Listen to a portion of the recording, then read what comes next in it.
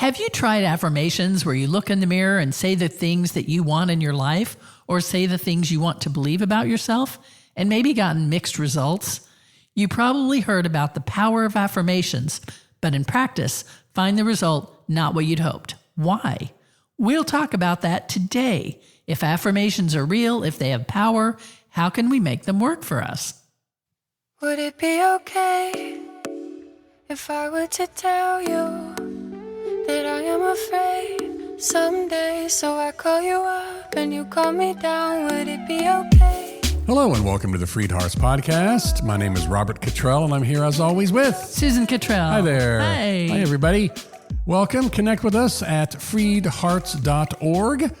And that's the center for all that we do. And also check out our free Beloved Adventures course for Christian parents and share that, please. That's a good thing to share to parents out there or to your general social media feeds. That's a great thing to share. It's a free course and it's kind of a comprehensive course, especially for Christian parents who are still either new to the journey or they're struggling a bit. So it's great. Mm-hmm. Check that out. Don't forget to subscribe wherever you listen to the podcast here and follow us and share whatever you feel led to share. So thank you very much. Again, glad you're here. Have you ever tried affirmations where you look in the mirror and you say things like, I love you, you're worthy, you belong, all the things we say to you, or I'm wealthy, I'm healed, I'm whole, all those affirmations for the things you want in your life. And honestly, maybe gotten some mixed results, You probably heard a lot about doing affirmations and the power of affirmations, but in actual practice, maybe you find the results are not quite what you hoped for. Yeah. Well, interesting you should ask, because I have tried affirmations and quit. It's sort of been on again, off again. And I listen to teachers who say, thoughts become things. In the beginning is the word, and the thought comes first and then the reality. And I believe all of that. But I haven't found affirmations to be especially helpful to me, and I haven't known why. I mean, I just quit doing them because what's the point? Well, we want to talk about that today. If affirmations are real, if they have power, how do they work? And more specifically, how can we make them work for us? Yes. What's in it for me? Right. Well, along with that, we might want to answer the question of what's wrong with my brain? Why does this go to the worst case scenario every time? It doom scrolls all by itself, and I don't seem to be able to stop it. Yeah. And I know I'm not the only one. No, I've wondered that for sure, yeah. And yeah, you've wondered what's wrong with my brain? No, honey, no. I've wondered why my brain goes to that worst case scenario, why I always think, well, it works for other people, but it doesn't work for me. Yeah. I mean, our brain is a massive machine. And I remember something about Leonardo da Vinci years ago. Well, I remember it from years ago. He was years ago. Thanks for clearing that up. And, he was an absolute genius and inventor, and he foresaw airplanes and, I don't know, so many brilliant ideas. And he had to write and draw everything out by hand on parchment. Imagine that. And he said something like, if I just had a way to easily organize all my thoughts so that I could find them quickly. He was prefiguring the computer. He really was. It's like I could produce so much more. The sky could be the limit if I could just access all of these things that I have easily. And, what might he have come up with if he had the computer available to him? Or would he have gotten totally distracted by cat videos? I'm just asking the question that we all want to know. Okay, I will say I do not get distracted by cat videos. I don't either. Sometimes puppy videos, a little bit, sometimes. Yeah. Plenty of other stuff, just not that. Yeah. So we know there's power in our thoughts and in our words and what we soak in, what we allow to get in our brain all day long and all night long in the middle of the night. Mm-hmm. And I think we can all agree that really affects us. We know that really affects us. Yeah. And that's why fears that we ruminate on get bigger. problems get bigger and become, possible catastrophes. You know what I mean? We catastrophize, exactly. Yeah, and it can really paralyze us. It could cost us sleep. It could cost us peace. Yeah.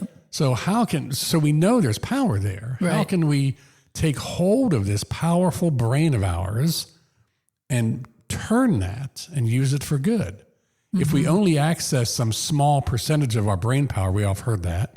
How do we access more? How do we turn on the tap, so to speak? Yeah. I'm a fan of Jim Carrey. I am love too. Jim. And Yeah. Jim Carrey, you got a little story about Jim Carrey and his Catholic school upbringing.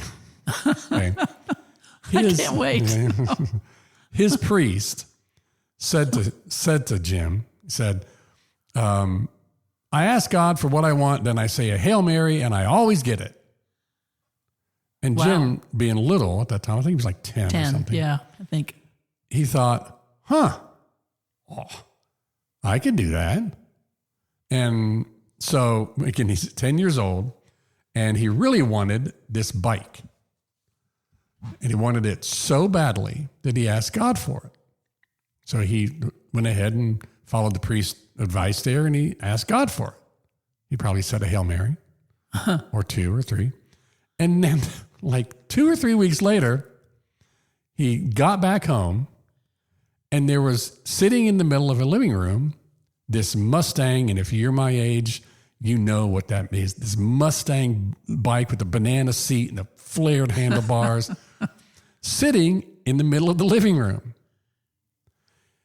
And he asked his father, what is this? He asked his father, what's that? His father said, you won it in a raffle. And Jim Carrey thought, a raffle? I didn't even enter a raffle. His friend entered his friend's name. And then as a kind thing, he entered his friend Jim's name in the raffle as well. And he won this bike. Wow. And that kind of solidified that idea for him. And he said that led to him later on in 1985, he wrote himself a $10 million check for, in the memo line, acting services rendered. And he dated it for 10 years in the future. And he kept it in his wallet. And he had no money at that point. And in November of 1995, he was cast in the movie Dumb and Dumber. And his pay for that movie, what do you think? $10 million. Amazing. What a cool thing. That's amazing. What a cool thing. Wow. Well, I read that story too, and back, and I wrote myself a check for $1 million. Just 1 million, not 10. You would have done the Dumb and Dumber role for just $1 million. I would have. Yeah. So you wrote yourself a check for $1 million. Yeah. And I put it in my phone case, and I never got the $1 million. Have you given up on it? Well, no, but let me tell you more about it. Okay. So, all right. Because I think we've all asked for things that we have not gotten. Yeah, for sure, we've all asked for the bike and not gotten it. So how does it work then? And I know about the $1 million. I was not as specific and intentional as he was, but there was more to it. And the more to it was I didn't really believe it for me. I believed it for him, but not for me. Yeah, that's where it always seems to be this, yes, I believe it has power. Yes, I believe it for him. But me, I mean, there's something there in that. You know what I mean? There's some hurdle there. And then, I mean, another example is like football teams. You always hear this. The football teams, when both sides are playing for the Super Bowl and the winning side always says, thank God, God made it possible. Well, isn't the other side like, well, hello? We prayed too. Right. Wouldn't they have said the same thing? Right. So God likes you more? Right. Yeah. And what I always kind of come back to in my brain, this nagging thought, is this sounds a little close to me, uncomfortably close to the name it and claim it Yes. kind of religious teaching. Or as our old pastor used to say, blab it and grab it. Which is where actually, this whole concept of name it and claim it is where Exodus International sprang from. Boy. Like name that you're not gay and claim that you're not gay and you won't be gay. Right. Well, and that didn't work. We know at how all. that worked out. Yeah. Didn't work out at all. Right. And we'd always thought regarding Exodus International that, it was because they were asking for something that was their idea and not God's idea. Like they were tenaciously holding on to something they wanted, even either for themselves or for their children or whatever, and not what was God's best. Like what we put it now is they weren't asking for the highest good of all. And they were just asking for what they'd been told was right. Yeah. Even if in their deepest soul, they knew it wasn't going to happen. Yeah. That makes sense? Yeah. But then, yes. And then we also get into this thing where like, well, all right, you wrote your $1 million check, Susan, but you know what? You didn't get it because your faith wasn't strong enough. So maybe next week you can believe enough and get that $1 million or get out of that wheelchair or become straight or cure that cancer, whatever it is. Right. Which that's deadly. Deadly. Because it just feels like such an overwhelming weight, and you're blaming the victim, so to speak. Again, you're blaming the vulnerable. The go-to is blame the victim. Yeah. Yeah. So I came across some really interesting thoughts about this and about prayer too, from something I learned from Oprah, but we'll do that on a separate thing because it's too much. You're doing a whole new episode, a whole separate episode about prayer. Right. And it's not what you think. So, but today, this is about affirmations. Yeah.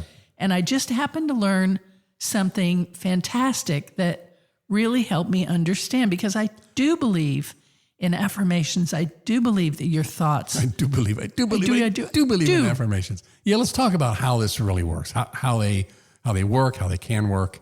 Okay. So yeah, let's do this. Okay. So I was listening to a podcast by Sandra Ann Taylor. I really like her. I've learned a lot from her.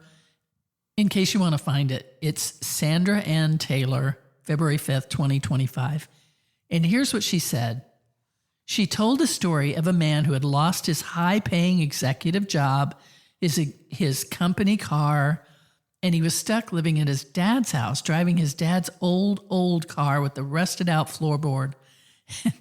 And this man was practicing affirmations, sitting at a red light saying, I'm a millionaire, I'm a millionaire.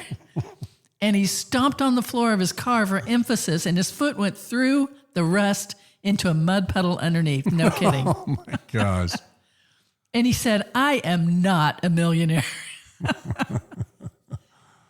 And she said, the problem with affirmations is very often that we say things that we don't believe. We know they're not true. Our mind says, that's not true. So why would we continue to say it when we know it's not true? And this is what I learned from that podcast, that whatever affirmation we say needs to be something we can believe. Yeah, I mean, I think of the Jim Carrey thing. I think that he really felt that he had some skills there, Yes. and it was only a matter of time until he was discovered. Yes. And that, so it's again, in the memo was acting services rendered. Yes. He knew where he was going on that, and he really believed that. Yes. It's not, I mean, it's different from me praying for a full head of hair. That's just not going to happen. Right. And then because it changed his mindset and he acted consistent with that. He did what you do if you believe you will get $1 million or $10 million for acting services rendered. You do all the steps toward that. He didn't just wait for Dumber and Dumber, the role to just drop in his lap. You know what I mean? And I'm impressed by the way that you knew that his first movie was Dumb and Dumber. Paid him that amount. I was thinking, I don't know, Mask? I have no idea. Anyway. But Well, thank you. I appreciate that. But the point is, we have to believe it, or it has to be within the realm of possibility to believe it. Right? Yeah, I mean, what you're saying, and this, I'm kind of struggling with this a little bit, is that what you're saying is kind of, if you keep saying, I'm a millionaire, but your rent is due, or you're in a dead-end job, or Right. whatever it is, then are you saying that you're like kind of lying to yourself to continue to affirm that you're a millionaire? But then I think there certainly were times where Jim Carrey's rent was due. Right. Or he was really struggling. But so what's the difference in that having something real or at least tangible or obtainable with having a vision big enough to have a struggle during that journey, but not have it just be part of the journey. You know what I mean? Yes. It's a really good question, because this is kind of thin ice we're on. This is like, dangerously close to name it and claim it, dangerously close to, well, if you had enough faith, you get it. It's dangerously close to blaming the victim or taking advantage of the vulnerable. And we don't believe those things. We're not saying those things. So what are we saying? A different way to put this is to change your story, because our lives continue in the story that we tell. Yeah, and again, we started this episode off by talking about how negative things impact us so much. Yes. To say I'm fat, or I'm ugly, or I can never meet the person that I want to be with, or I always date losers, or I'm not smart enough. We do those kind of things all the time, and we never question whether or not they're good for us, or right, or powerful, or true. We just do them. And our brain believes it. Our brain says, "Oh, that's what she wants. Okay, great," and gives us evidence to support what the story we're telling ourselves, because we're building our worldview. And we keep repeating a story. And we tend to dismiss when someone says something that's evidence to confirmed. The contrary. Right. We tend to dismiss it. That's as, right. "Oh, you don't know me," or that doesn't have anything to do with me," or something like we've that. said 100 times probably about the woman that we knew, the older woman who just said, "Well, I'm just a sick girl. I'm just a sick girl." Yeah. And she was. Yeah. And everything kept showing up as a sick girl. That's a story you tell yourself. And even if you think you have evidence, it's, what story are you going to tell? Well, I got that thing happen. I got whatever, gout. I don't even know, something, but I'm healthy. I mean, I've said for years, I never get headaches, and I don't. Yeah. And I don't. And if a stray thing happens where I get a headache for a minute, it's like, well, this is weird. I never get headaches. And there's power in that. Absolutely. I mean, there are other things that don't come easily. That comes easily. But I think we've kind of gotten off on the millionaire thing a little bit. So maybe there's some just other one example alternatives here, because we heard that from Jim Carrey. Yeah. But if let's say you really want a partner, and you affirm over and over, "I've met the person of my dreams, the love of my life, and we're going to get married and move in together," or whatever, but you can't tell your family about your sexuality, then it feels like a lie. You can't bridge that gap. It just feels too far.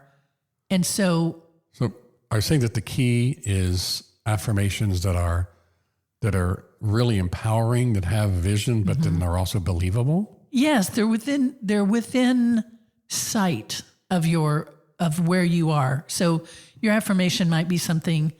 It's something that moves you forward and into a better situation than you're in right now, because it's also something that doesn't seem, but it's also something that doesn't seem impossible. Yeah. Right. So you can say, I can see that happening. Yeah. Yeah. Like, right. So instead of saying, "I'm a millionaire," when you're out of a job and you have rent due and a rusty car, you can say, "New opportunities come to me. A great job is right here for me," or "Money comes to me easily." Do you see how? I mean, those are graspable. They may be a little bit of a stretch, because your old story may have continued to be, I never get the job I apply for. I never, all that. Well, even to take, I mean, you're pushing the edges a bit still, but it seems possible. Yeah. And even if you kind of make a mental note of what the negative things are that you're saying that have power, maybe the first step in positive affirmations is just to switch those. Yes. just to completely reverse that. Yes. So yes. I always get shitty jobs. Excuse me, crappy jobs. So change that. Right. Or to say, whatever it is. I'm going to get a good job. I deserve. That may be a good place to start to kind of rewire the brain to hear and receive affirmations in a different way. Yes. If it's too far, the wires won't reach. Yeah. But if it's the old story, then you're going to have the old results. Yeah. And another way to put it is, it's in the known universe of what you can get your head around. And Louise Hay always talked about mirror work, where you look into your own eyes and you say, I love you exactly the way you are. I love you, Susan. Put your name in there because that has a frequency for you. I love you. Make a difference. You're perfectly fine. You're magnificent just the way you are. And again, a great way to start is just to make note of when you look, and that's actually a really good way to check. Yeah. Go hit pause on this podcast, go to them, or do it after we're done. Go to the mirror, look in the mirror, and pay attention to what thoughts immediately come up. Yes. And for most of us, it's negative, something negative, flaws. And just sideline in here. Models, even top models say, oh, I know what my flaws are. Like I don't consider myself formed from a, perfect cast from a Everybody mold. sees that. So yes. He sees it in themselves, but nobody looking at them. And even if they think it, it's like, but they're gorgeous. Yeah. They're magnificent. Right. So in other words, whatever flaws we think we see or think they're flaws.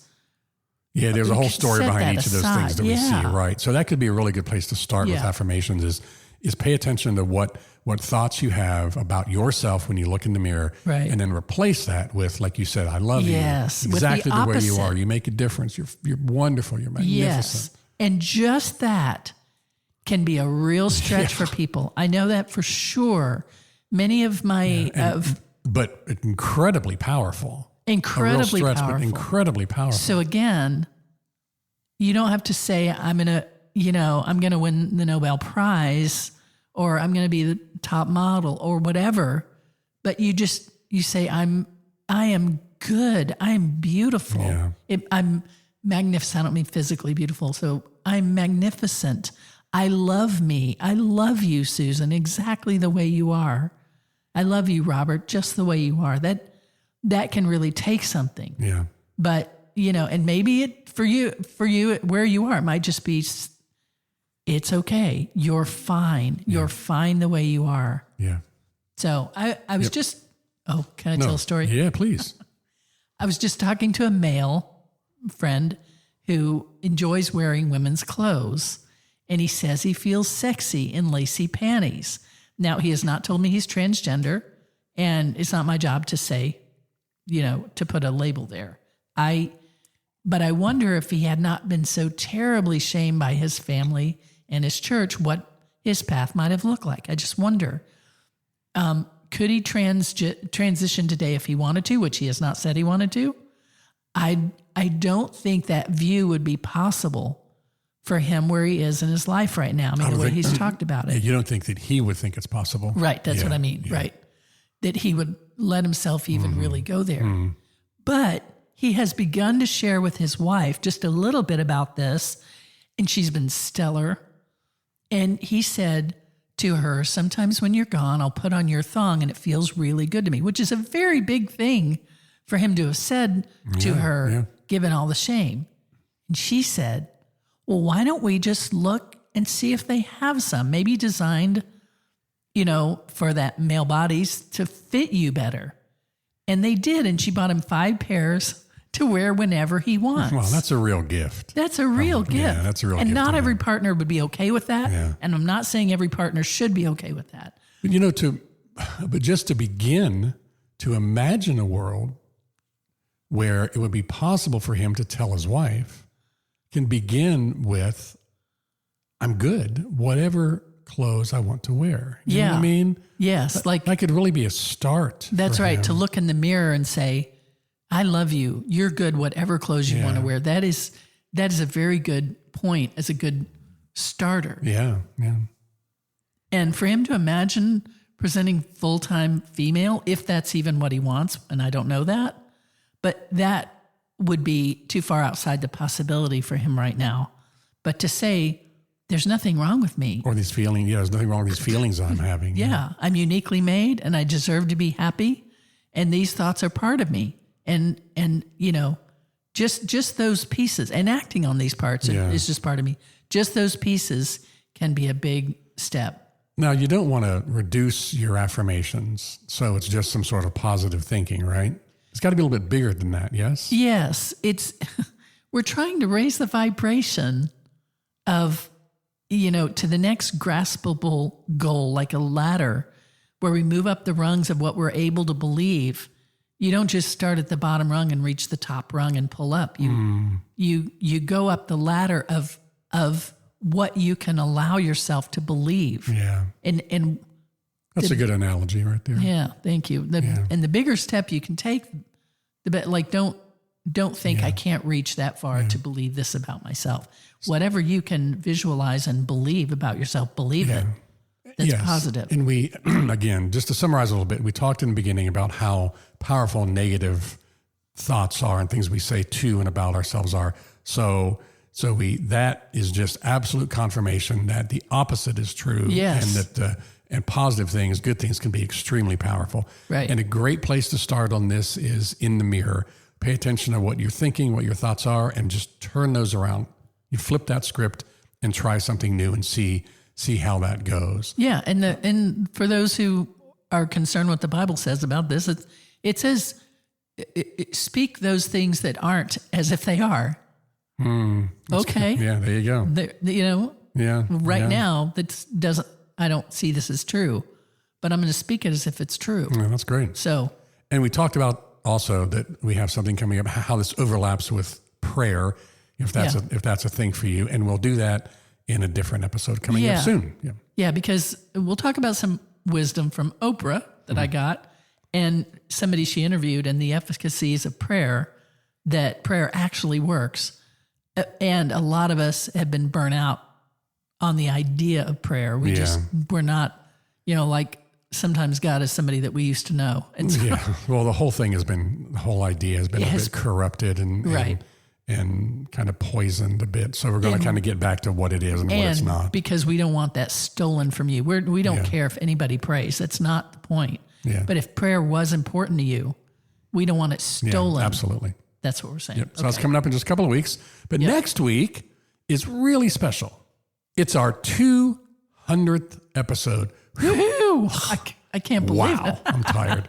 That's amazing. Now for our 100th, it just seems like yesterday that we sat in this room and did this, but it was 100 episodes ago. We had our child Hannah on the show, and next week for our 200th episode, we will have our child Asher. Woohoo! If you've watched the TED Talk, this is the child who came out to us in 2010 and started everything. Yes. Changed our lives, made our lives so much better, put us on this amazing journey that we've been on. Thank you, Asher. Yes. And he now goes by Asher, is a transgender man, is happily married to a transgender woman, and they have a beautiful 2.5-year-old child, Julian. We love little baby Jules. And we will talk about his story as well as the fears, and specifically about the fears that their generation are dealing with. And this came up because we know, if you're our age, that my parents were born in 1919, so they're Depression era parents, and they brought that. Their biggest thing was find a secure job, hang on to it forever, because they were afraid everything could go away. Well, recently we were talking about just fears and stuff, and the certain things that have happened in the past, recent history, have had a huge impact on how this next generation views their own lives, the future, what's possible, what they need to do, and what they're afraid of. So we want to talk specifically with Asher about the fears of that generation and what they're dealing with. This is just going to be amazing. You don't want to miss this. Thank you, beloved. We will talk to you next week. We love you. We love you. Bye. Talk to you later. Bye. Would it be okay if I were to tell you that I am afraid someday. So I call you up and you call me down. Would it be okay? You've been listening to the FreedHearts podcast. We have extensive resources and vibrant, inclusive community for you at FreedHearts.org. Please just come say hello. If you have questions, comments, or suggestions for the podcast, just email us at podcast@freedhearts.org. Audio engineering is provided by Luke Johnson. The music is provided by our daughter, Hannah Cottrell, who is Grammy nominated. You can find out more about her and her music at hannahcottrell.com. Please share, subscribe and follow on your favorite platform, and support us if you can. Thanks for listening.